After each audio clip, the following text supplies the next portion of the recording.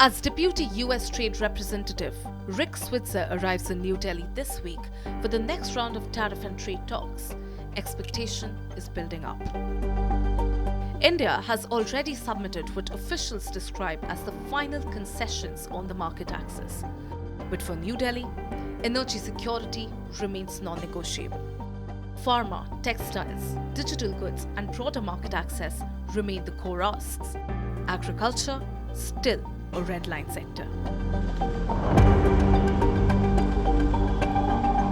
Putin's Delhi visit last week sharpened the geopolitical angle, just as the US team sealed its travel schedule.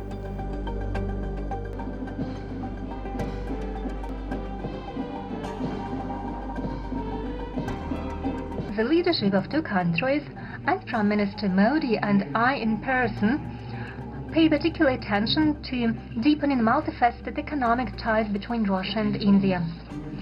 Following today's negotiations, we adopted the program for the development of Russian and Indian economic cooperation. This comprehensive document aims at making sure that we can achieve the goal Mr. Modi and I set for ourselves, so that we can increase the trade volume by 2030 to $100 billion. So has Moscow's proximity increased India's leverage or complicated the final stretch? We asked economist Siddharth Sanyal that question. But I tend to say in today's world, you have multiple channels of negotiations all along. You have a few multilateral negotiations and you have several bilateral negotiations also. And I think in case of India and Russia, it's a long-lasting strategic alliance that has survived the test of time over several decades.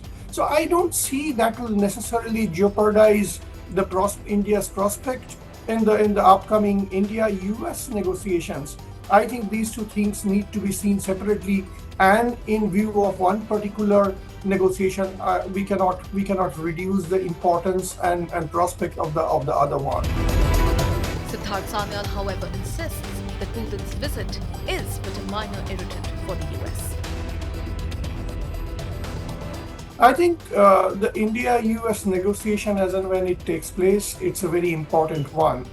At this moment, the tariffs are really high. It's important that we get a fruitful, constructive negotiation, and it's in the interest of both the nations that we actually get the tariffs back at a slightly more rational and realistic levels, which had not been the case in the recent past. I think at this moment, after this kind of high tariffs prevailing for a while, and at the background, several negotiations taking place over the course of the last few months, I'm hopeful that there will be better results coming up over the course of the negotiations in the coming weeks and in the new year. So most probably we'll be seeing at some point of time a slightly more rational and realistic and a reduced level of tariffs, and effectively in the long run that helps both the nations. Meanwhile, the US stakes are equally high. Exports from India to the US have already declined, and the tariff penalties linked to Russian crude have become politically sensitive in Washington. Ahead of the 2026 midterms, the Trump administration needs visible wins. And that raises the question: did Washington's tariff pressure put India closer to Moscow? And with timelines shrinking, what minimum outcome does the US side now require to keep the deal on track? We put these questions to US economist Willem Hendrik. Well, clearly the very cordial and friendly relationship between Putin and Mr. Modi does not please Washington, that is clear. But no significant new agreements or commitments were made, either on the military side, Russia being very significant supplier of arms for India, and also not on the economic side. And the only economic dimension that really matters here is Russia's sale of oil and other carbons, but mostly oil, to India. I believe that the reduction of Indian companies' demand for oil from Russia will likely continue because of the sanctions that have been imposed on firms and shipping companies in Russia and outside it because of the Ukrainian war. So I think this is a minor irritant in Washington, but not a strategic development either from the geopolitical point of view, where Russia is, because it is a massive nuclear power, is very significant, or from the economic perspective, where except for its supplies of oil to India, Russia is a very minor player. So where do both sides stand? India believes its final offer is already on the table.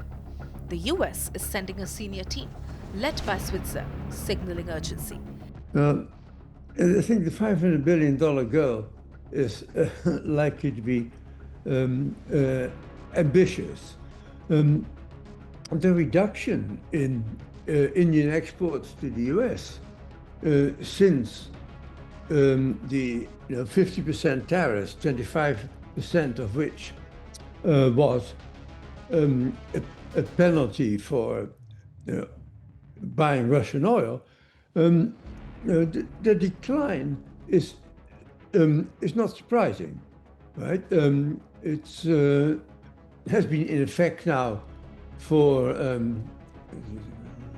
3.5 months almost, and it is hurting Indian exporters in pharma and other products, and this will continue, and I think intensify as the year moves on, if no agreement is reached on Russian oil supplies to India, and the 25% penalty is removed. So I think this will continue to bite and hurt Indian exporters, although of course the world is a large place and 80% of global GDP is not in the United States. So a diversion, rerouting, seeking of new markets from Europe to the Far East, to the Near East, to Africa, to Latin America, may be a viable option for quite a few of the Indian exporters if these tariffs persist, which I hope they won't. And the window to close the first tranche is rapidly tightening. If next week's talks unlock tariff relief, the rest of the framework can accelerate. If not, the path to a comprehensive agreement may extend well beyond 2025. We are talking to the United States, of course, but we don't do deals in a hurry, and we don't do deals with deadlines or with a gun on our head. But that's how deals are done these days. It's a deadline. I don't think so. Tariffs come in midnight on this date. Take it or leave it. India looks long term. India never takes decisions in a rush or on the pressure of the moment. And we've accepted if there's a tariff on us, there is a tariff on us. We're looking how to overcome that. We're looking at newer markets. We're looking at a stronger demand impetus within the Indian economy. So we have a very resilient structure, 1.4 billion people, young. Our average age is 28.5 years, very aspirational. 1 billion internet users connected to what's happening at the Berlin Global Dialogue, aspiring for a better quality of life for their families. So they are not in a situation where They want to do suboptimal deals. We'd like to really look at the long term. We recognize that 20, 25 years from now, we'll be a $30 trillion economy. And accordingly, we will negotiate based on the future. A trade deal is on the long run. Right. And we have to recognize the future and get the best deal for the country.